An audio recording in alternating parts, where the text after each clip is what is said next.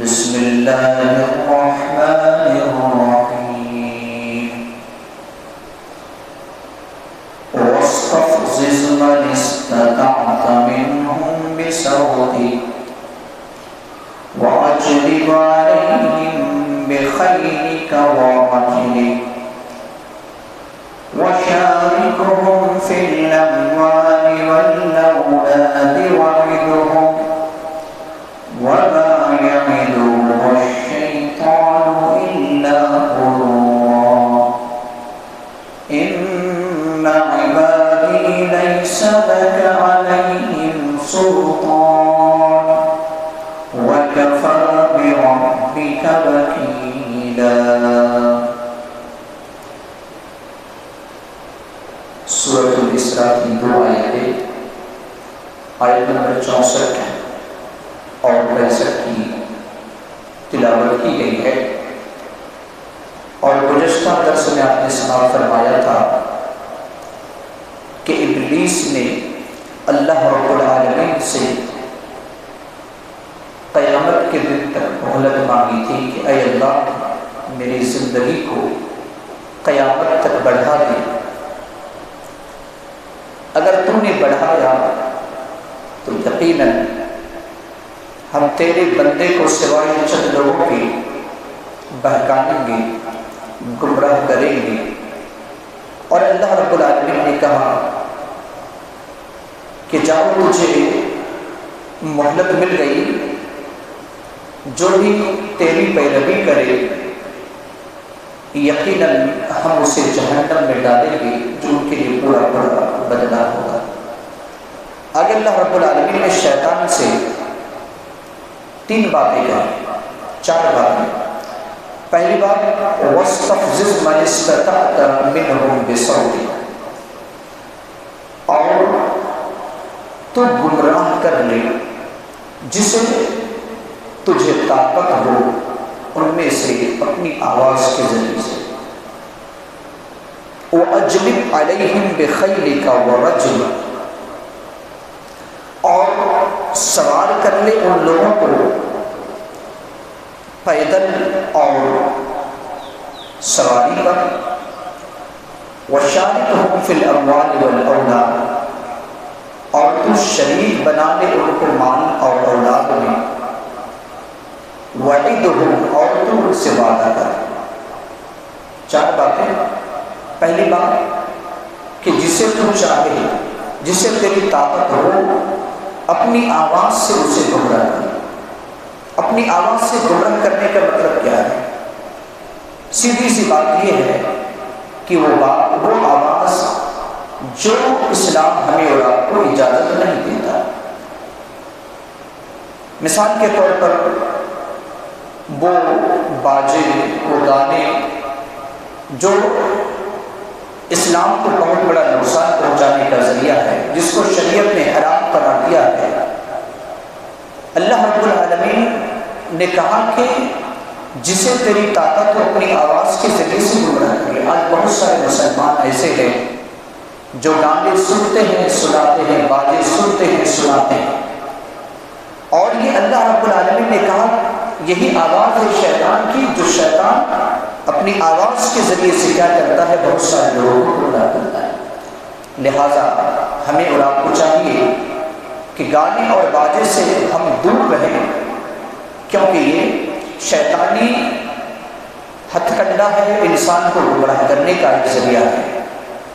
پہلی بات. دوسری بات وَأَجْلِبْ عَلَيْهِمْ بِخَيْلِكَ وَرَجْلِكَ، اور ان لوگوں پر سواری اور پیدل کے ذریعے سے بھی گمراہ کر.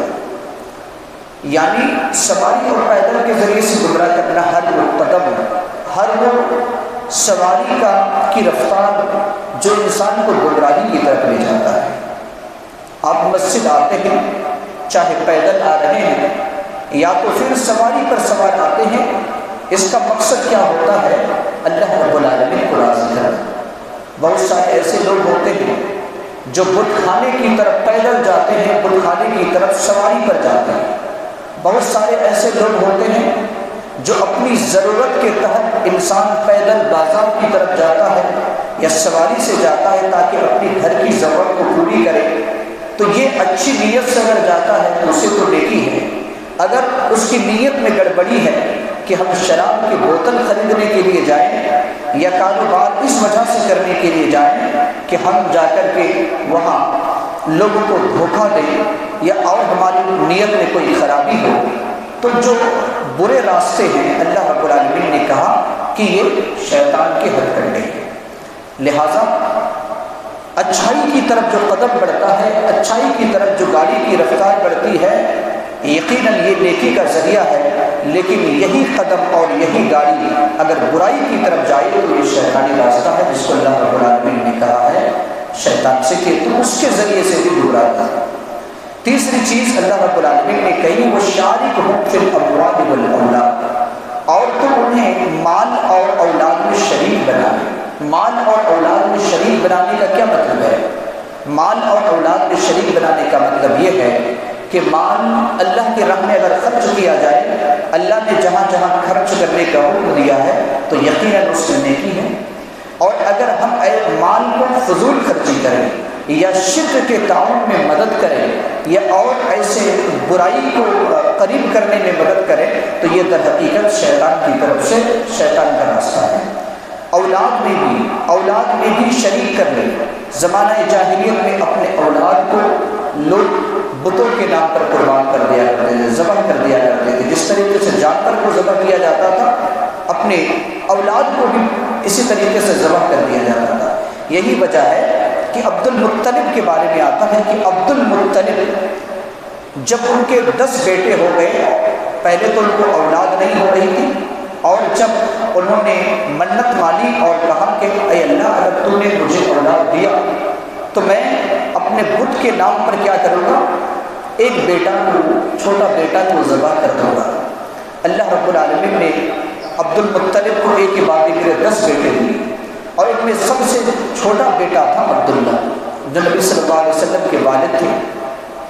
اب بات آئی قربانی کرنے کی، ذبح کرنے کی بات آئی، تو پھر جو عبداللہ کے نانا کے گھر والے تھے انہوں نے روکا، پھر اس طریقے سے کہا کہ اس کے عوض میں 10 اونٹ قربانی کرو اور قرآن ڈالو، ایک طرف ایک عبداللہ کا قرآن، دوسرا 10 اونٹ کا قرآن۔ لہٰذا قرآن ڈالتے گئے، بار بار عبداللہ ہی کا نام نکل رہا تھا، یہاں تک کہ جب 100 پورے ہو گئے تو اس وقت اونٹ کے نام نکلا۔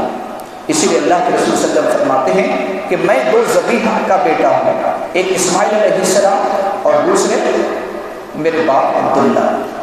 تو یہ اولاد میں بھی شریک ٹھہراتے ہیں۔ تیسری چیز، چوتھی چیز ہے وعدہم، اور تم ان سے وعدہ کرو، وعدہم، اور تم ان سے وعدہ کرو۔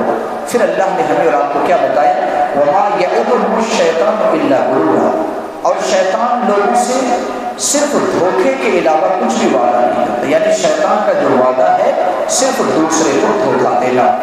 اللہ رب العالمین نے آگے فرمایا ان عبادی لیس لک علیہم سلطان، یقیناً میرے بندے پر تیری کوئی حکومت نہیں چلے گی، وکفیٰ بربک وکیلا، اور آپ کا رب کافی ہے کارساز کے اعتبار سے، یعنی تو اپنی آواز کے ذریعے سے، اپنی سواری اور اپنے پیدل کے ذریعے سے، مال اور اولاد کے ذریعے سے اور دھوکے والے وعدے کے ذریعے سے گمراہ تو کر سکتا ہے بندوں کو، لیکن میرے خاص بندوں پر تیری کوئی حکومت نہیں چلے گی، میرے خاص بندوں کو تو اس طریقے سے بہکا نہیں سکتا ہے۔ اس بات کو اللہ رب العالمین نے ہمیں اور آپ کو بتایا ہے۔ لہٰذا ہر وہ عمل جو شیطان ہمیں اور آپ کو جہنم کی طرف لے جاتا ہے، ہمیں اور آپ کو بچنا چاہیے۔ اللہ رب العالمین ہم تمام لوگوں کو شیطان کے ہر مکر و فریب سے بچائے، اور اللہ رب العالمین اللہ اور اس رسول کے احکام کے مطابق زندگی گزارنے کی توفیق عطا فرمائے۔ آمین وآخر دعوانا ان الحمد للہ رب العالمین۔ سبحانک اللہم وبحمدک، اشہد ان لا الہ الا انت، استغفرک۔